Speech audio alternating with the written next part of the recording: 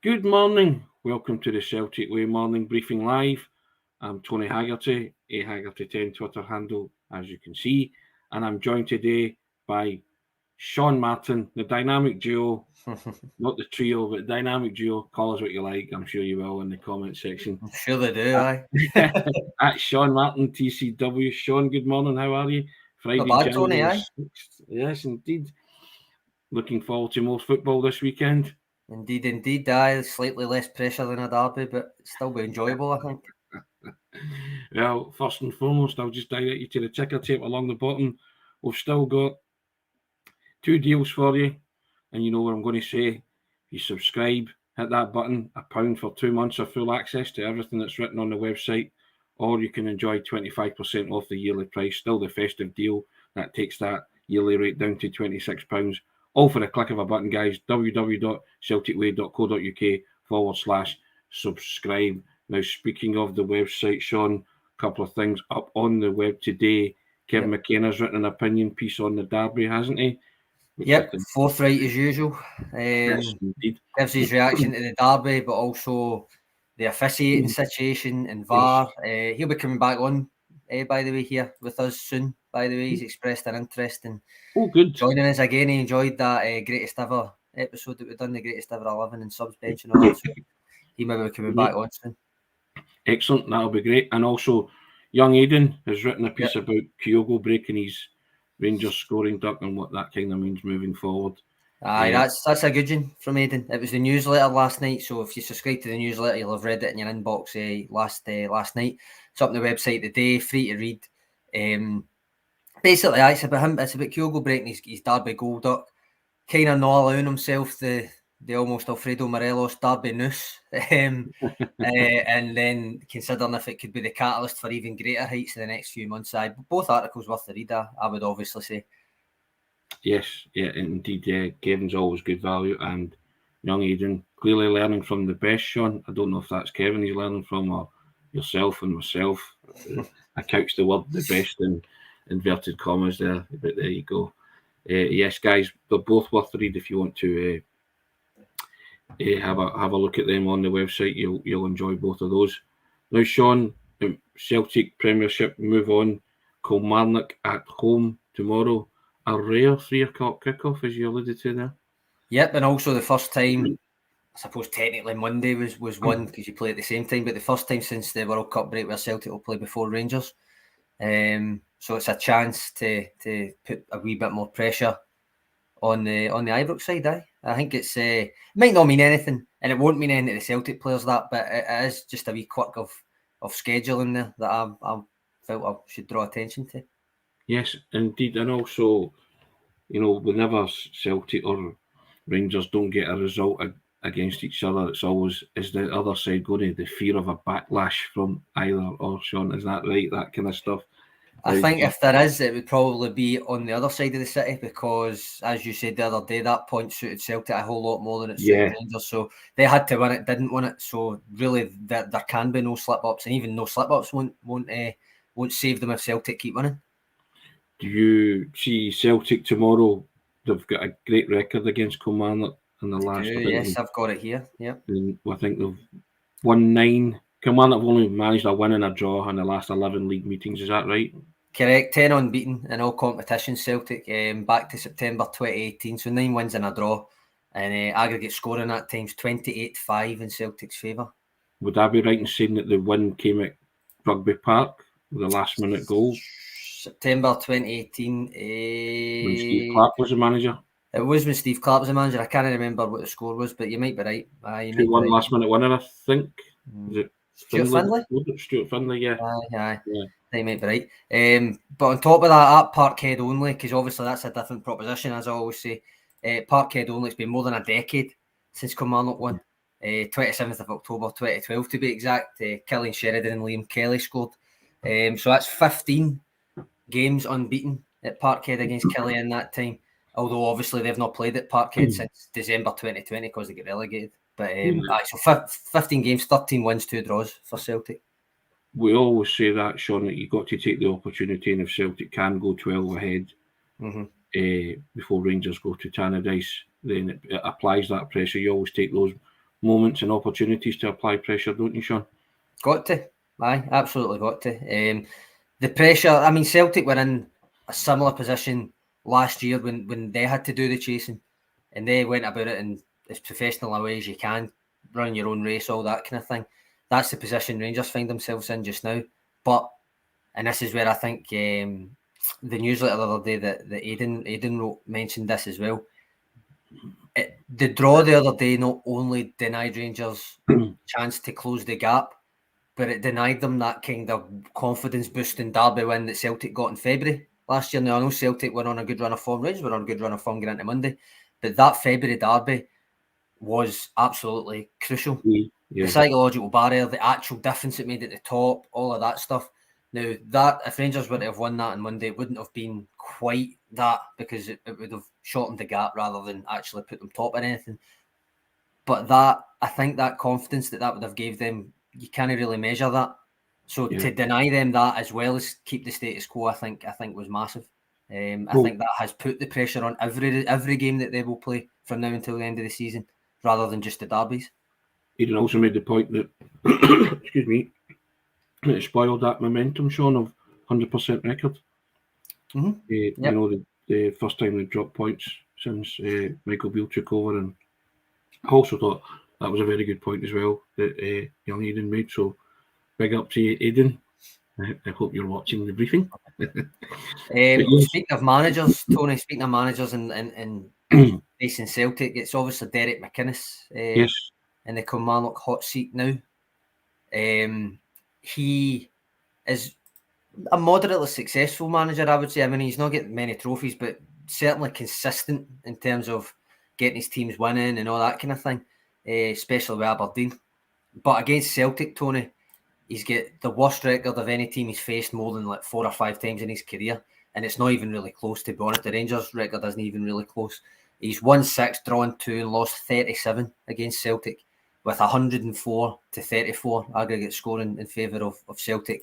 Take from that what you will, but 0.44 points per game against Celtic does not make good reading. He must hate it. He must absolutely hate playing Celtic.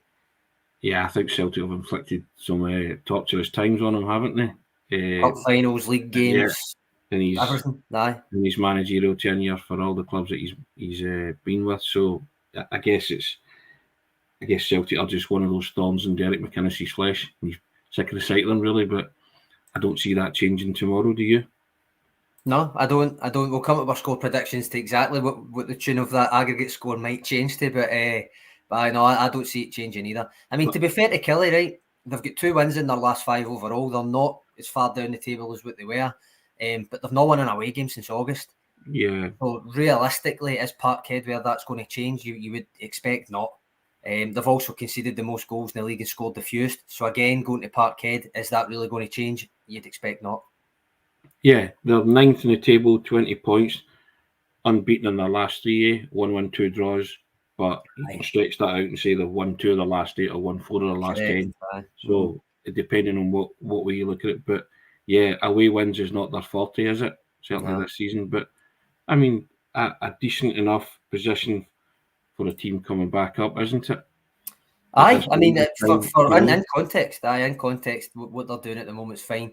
Is it good enough to realistically go to Parkhead and expect to get anything? I don't actually think a lot of these teams go to Parkhead expecting to get anything. You saw, well, I know this was at Pittodrie and not to go on about it again, but you saw the attitude that Aberdeen had against Celtic the other week, and Jim Goodwin's kind of attitude before it, despite the fact that they were playing well with the ball and scoring goals and winning at Pittodrie, and they just totally negated any sort of game plan in favour of hopefully not getting a gubbin. And I think a lot of teams come to Parkhead and think that way, rightly or wrongly, because you can see their logic, even though you'd probably disagree with it in terms of a football purist. You want to see football played the right way, all that kind of stuff.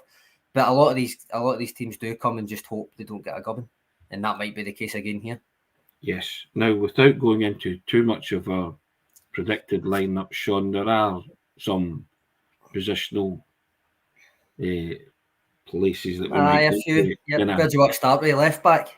We'll go left back because that seems the obvious one, doesn't it? Is it Bernabeu? Well, I've used Josip Juranovic's name in this title, and it's led Beach Boys to ask me what's up with AJ. Nothing's up with AJ, and I actually think Alistair Johnston will start.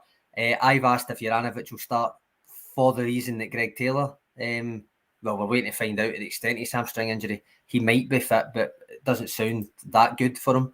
So if Taylor is not fit to play, basically, Tony, is it between Alexandro Bernabei and Josip Juranovic getting in there again? Of course.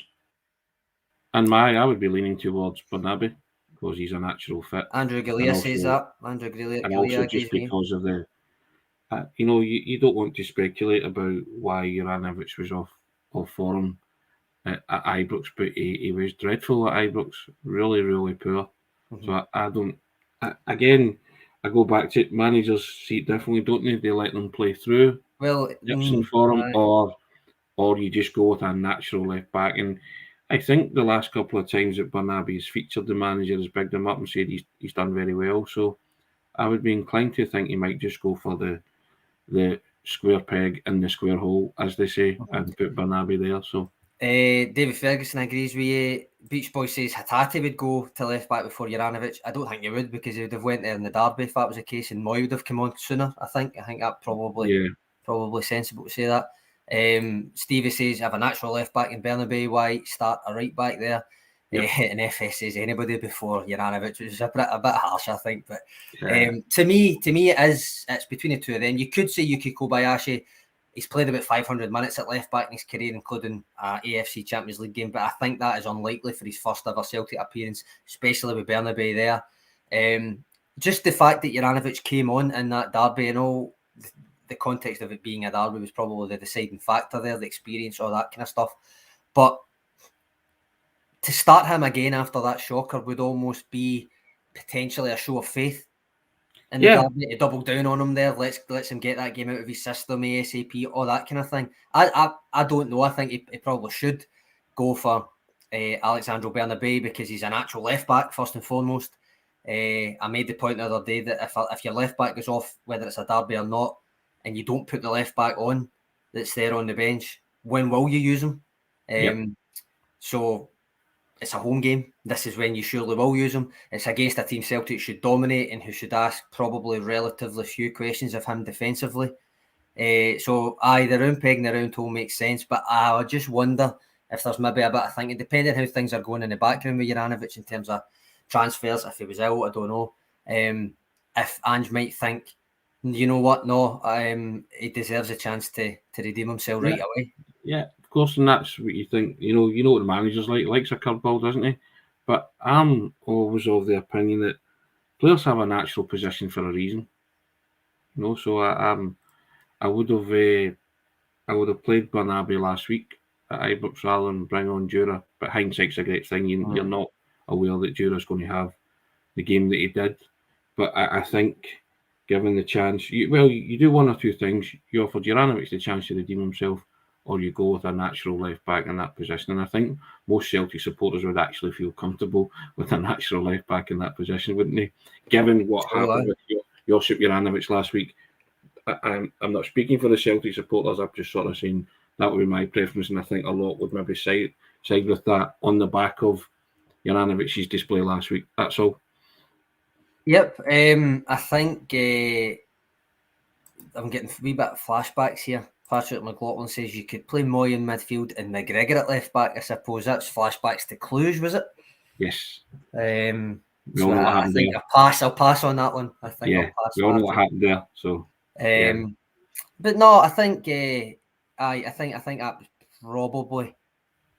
Do you know? I kind of shake a feeling Ange might do that, but I don't know why. I think it will. I think it's a chance. Sorry, I don't think necessarily will, but I think there's a chance. DC, I mean, Alistair Johnston, I think will start at right back. I think he did well enough against the Rangers in the derby that he'll start there. He's also been doing press this week, which is usually, I know it wasn't really for this game, but he was still doing press, which is usually a sign that he'll be in a team.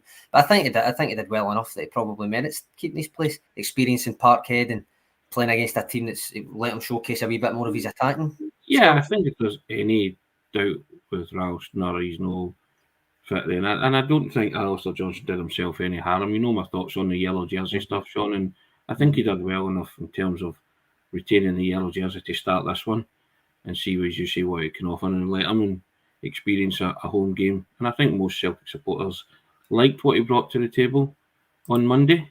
Mm-hmm. I mean, he was... Sorry, I was just going to say, David Ferguson, just to stay on the defence, he says, do you think Kobayashi will start alongside Carter Vickers? I don't.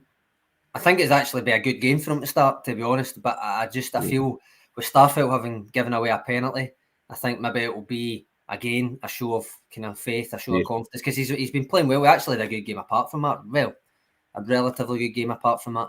And he's been playing well recently, having come back from injury not all that long ago. So I think he'll probably stick with Starfelt. Tony, what do you think? Yeah, I think Kobayashi might start cup tie. Think so? Same opposition. Yeah, so I think Kobayashi, he likes to change for the Scottish Cup, doesn't he? He did it with Alloa when we did our predicted 11s. We were nowhere. Oh, sorry. Did you mean the Morton game rather than the Kelly Cup game? The Morton game. Yes, Patrick's agreeing with you here that the Morton game might be his first full start. Depends if it is. He's not far off a J League season, so he probably will be fit enough to play. I just don't know whether he'll play this one. I think that's the ideal game for Ange to bring in players that he's signed and wants to have a look at. The Morton Scottish Cup tie. Sorry, I didn't make myself clear. That's what I meant, the Scottish Cup tie. So he's done it before, hasn't he? Yeah. So I think I think it's the ideal game, isn't it? I think it makes sense. I suppose there's still just over 2 weeks, so there's a couple of games in there. He could play. I don't know. I think I feel as if the way that Starfelt was playing, the two of them were doing well again together.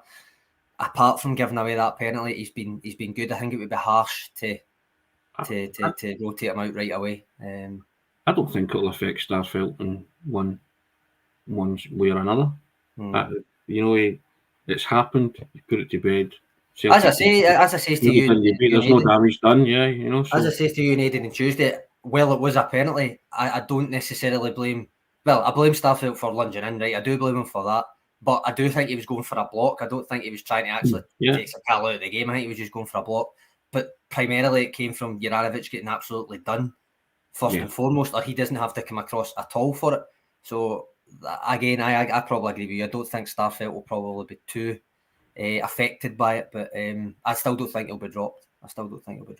Yeah. Another position. Helen's saying that exact thing. Starfelt was covering for Juranovic. Another position. Right wing, Sean. Right wing. Oh, well, I mean, Abada, Forrest, Maeda, Jota would need a Haksabanovic update as well, because he could go left wing, right wing. Jota could go left wing, right wing. Maeda could go left wing, right wing. It all depends. To be honest, to me, it does depend the state of Haksabanovic for me, because it could be any permutation of the two, and I think I'd be happy. Any permutation of two from that 5. I think Jota will start this one. Yes. I reckon with Kelly likely to do a standard kind of McInnes performance and sit quite deep, I think he will start. I also think that's why Haksabanovic, if he was fit, would be ideal. But if we're going on the presumption he's maybe still not quite there, then I think it's probably between Maeda and Abada. Maeda due to the form of the last 2 games, Abada because he might be slightly better suited to the type of setup that Kelly will employ. So that's me sitting on the fence with the wingers, and you'll need to wait and see my predicted 11, I suppose. So you picked them all there, yeah. So basically, made a case for every one of them, yeah. I think you look at it just now, and you look at the form of Maeda. He's an automatic pick at this moment in time, is he not? I don't know if anybody's an automatic pick beyond Kyogo at this point, because it depends on the opposition. The Aberdeen game showed when Maeda came back in, despite the fact that potentially other players were playing a wee bit better, was because he thought there was going to be space. I don't think there will be space behind Kelly in this occasion, which is why I think he might go Jota, and then it's again, if Haksabanovic was fit, I think he should be in. But as I say, with Maeda and Abada there, Maeda on the last 2 games, you should start him. But then again, Abada might be slightly better suited and was actually playing. He was unlucky not to get a start as well. Yeah. I just think Maeda's been terrific the past couple of games. He has. I think that'll be rewarded too. And I also think that the impact Jota made when he came on, if he was one of the ones that was suffering from the stomach bug, it didn't certainly look like it, did it? When he came on at Ibrox. I just think wide space, Parkhead, Jota could maybe be the answer with him and Maida occupying either flank. And you said the only certain starters Kyogo, so I guess that's Well, up front, Carter Vickers and all that, yeah, obviously. But so Aussie's not happy with me because I'm not sure about Maida starting because Sean, he's your first man picked.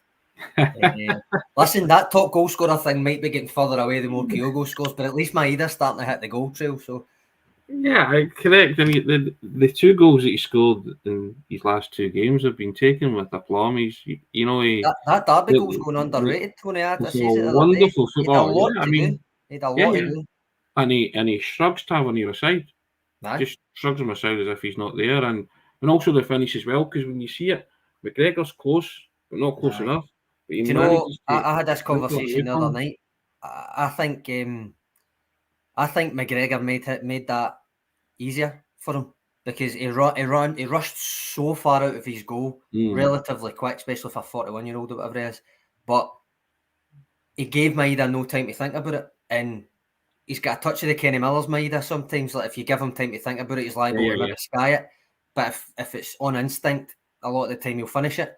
And McGregor rushing so far out his goal, Stats Bombs we still for the expected goal thing and all that. It's got an optimal keeper position, and McGregor was nowhere near it because he rushed so far out. So he almost made Maida's mind up for him that as soon as he get past Tavernier, he's got to slot it away, and he'd done it brilliantly. What a finish! Yeah.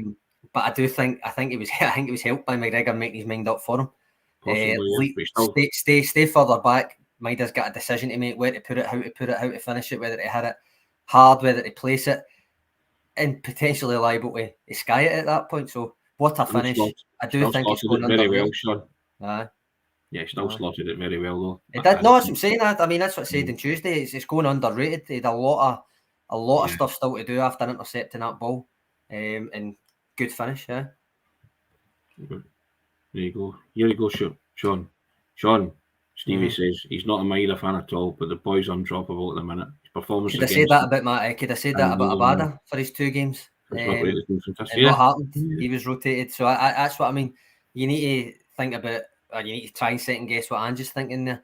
I'm always an advocate for Maida, but I just don't know if on this occasion he might go for Abada. I don't know. As I say, if Haksabanovic is fit, I think it puts the cat amongst the pigeons because it's the kind of game having Jota and Haksabanovic on when Kelly are going to presumably sit so deep. Yeah. Would actually pay off having those 2 types of players with the guile over the either raw pace or the kind of the Abada movement. So we'll see. I mean, I don't know if you've seen it. I've put an article in already, kind of a shell article we call it to get it ready.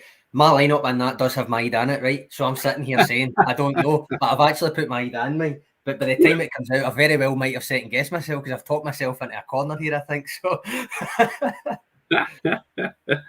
listen, whatever team is picked, you know fine well that it's picked for a reason. All he wants from them is to be clinical and professional and tick both the performance and the results box, which is why he'll pick the team that he does. You know, we this is the fun part that we always try and second guess, and we take part and we do the predicted 11s. Whether I get 6 out of 11 or 11 out of 11, I still like doing it. I like putting the graphic together. I like trying to pick a team. I like all that. I like seeing who you and Aidan have picked different. I like all that. It's a wonderful talker, Sean, and we've got the commenters there picking their own 11s and stuff like that. So it's why not? Don't do it to be smart. You just do it because you try to think. You are putting yourself in the Celtic manager's shoes, and I mean that's why that kind of article's always free. It's not that's not a paywall article because it's just a kind of a talking point. It's just a wee bit of fun. It's all that kind of thing. Because I mean, you could easily just sit and say every week, "Oh well, whoever the manager picks is the best decision." Like, no bother. That's no fun. Yeah, of course. So I like doing it. We're going to keep doing it. Yeah. Stevie comes back in and says, having Haxa, Jota, Abada, Maida is a headache, but some of the best choices we've had in years.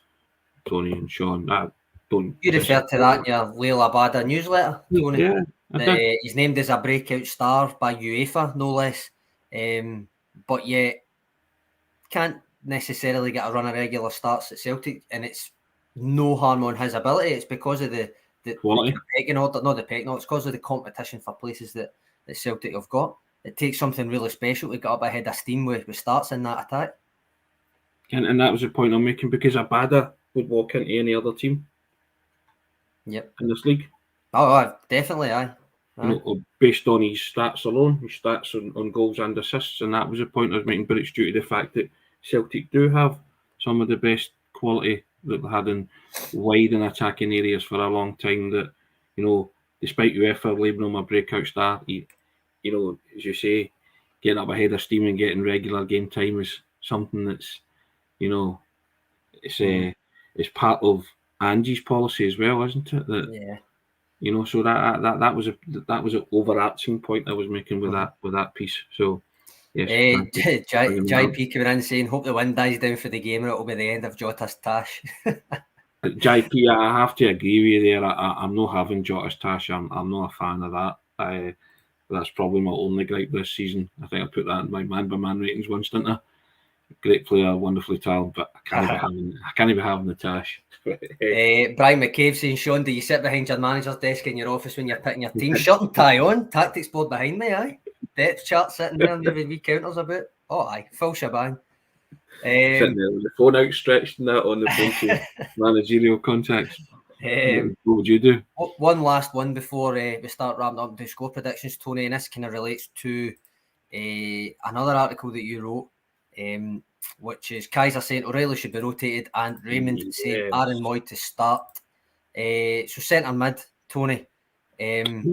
As I say, do you see it as essentially O'Reilly versus Moy for this one? I do tomorrow, yeah. But as I wrote in the article, it's perception, isn't it? Perception that Matt O'Reilly's been off it. But I think you've been keen to point out that he's not really been off it. So, but then that becomes a bad 2 or 3 games, becomes he's having a poor season, he's not scored, all that kind of stuff, how you factor all that in. And I think Aaron Moy's hit a wee purple patch in terms of his form. So again, I go back to perception. But I made the point that he started Matt O'Reilly for the 18th consecutive game, didn't he? Aye. And those kind of numbers tell you something. And Matt O'Reilly was a go-to guy when Callum McGregor was out of the team. And he went to number 6 at a deeper role. Celtic never dropped a point. They won every game. You know, so when he was getting used to playing a different game, you know, Pete McGee, there's a school of thought that he needs a break. I guess only 2 men will decide that, Matt O'Reilly and the manager. I don't think Matt O'Reilly will decide it. I think it'll just be the manager. I'm talking about the manager will have to have a discussion about that with him, you know. So, or he'll just pin the team up and run away. So I was going to say, we've got Simon's comment in here saying he just joined, likes the podcast. Good to have you, Simon. It says he's been a massive fan of Aaron Moy lately. Thinks he brings a calmness to the game. His pass accuracy is amazing. Needs more starts over O'Reilly till form returns. Thoughts? First of all, I'd say his pass accuracy has actually gone down as he's been playing better, because he's been attempting those more incisive passes that he is capable of. You've seen it. I felt at the beginning he was, when he was working his way to fitness, he was playing it too safe. I think as his accuracy has gone down, his performances have gone up, as not totally as it disconnected. I think he's been attempting better passes or more incisive passes. I think he's had a few really good games recently, Tony. Everybody's seen it. It's also backed up with the stats. He came on in that derby and made a difference, is what I would say. Yes. You mentioned it's O'Reilly's streak of starts. If he does start tomorrow, it would be his 19th successive competitive start. So maybe it does need rotated, but it would also be Hatate's. So is that a good enough reason? Potentially not.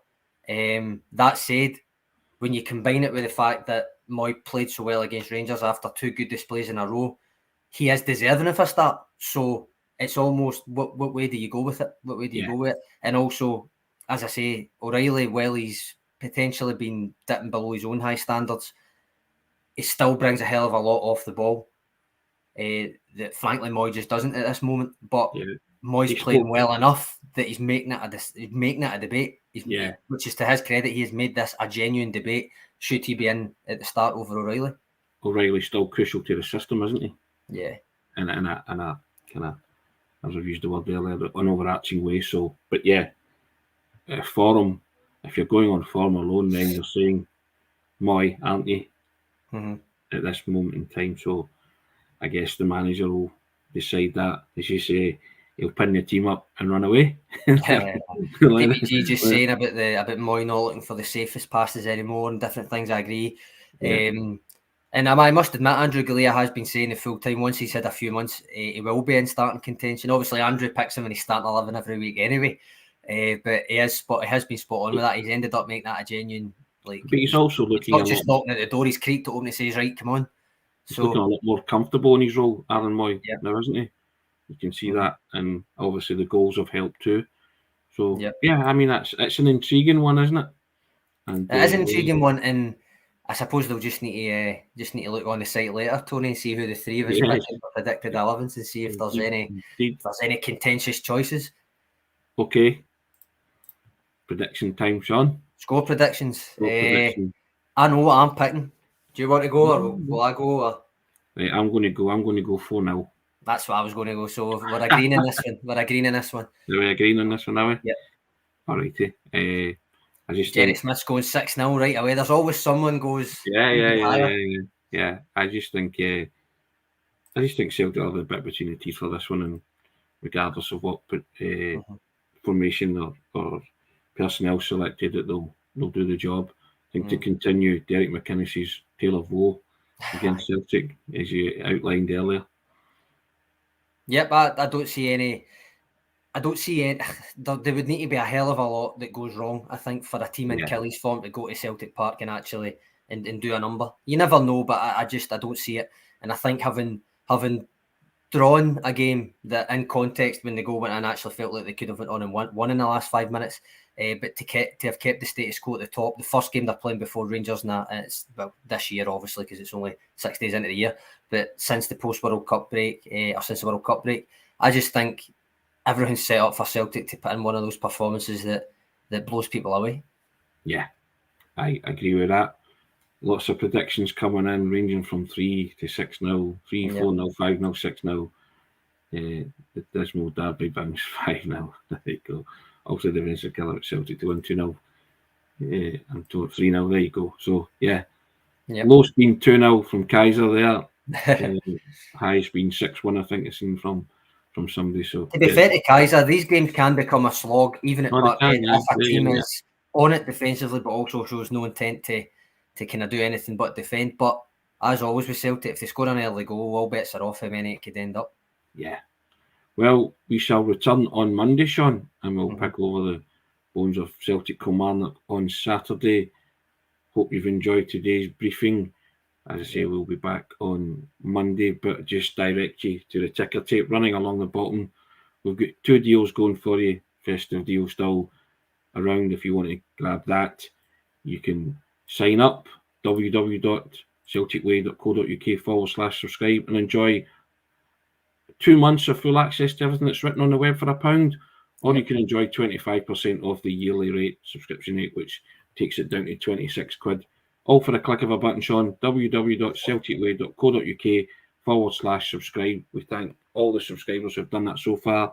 We thank all the contributors and your comments. We like a Friday, or we like the day before game day, don't we? Because we like predicted 11s and all that kind of stuff. Try it yourself, guys. Have a go. Pick your team. I mean, if you go on and read it on the site, leave a comment. Just saying. Compare and contrast. Yeah. I mean, because we do it for fun every week, and it's just a great thing to do. We enjoy it. But we enjoy the tune and throwing, guys. So thanks very much. Sean, contribution first class as always. Take care, and we'll see you on Monday. All right? Cheers, guys.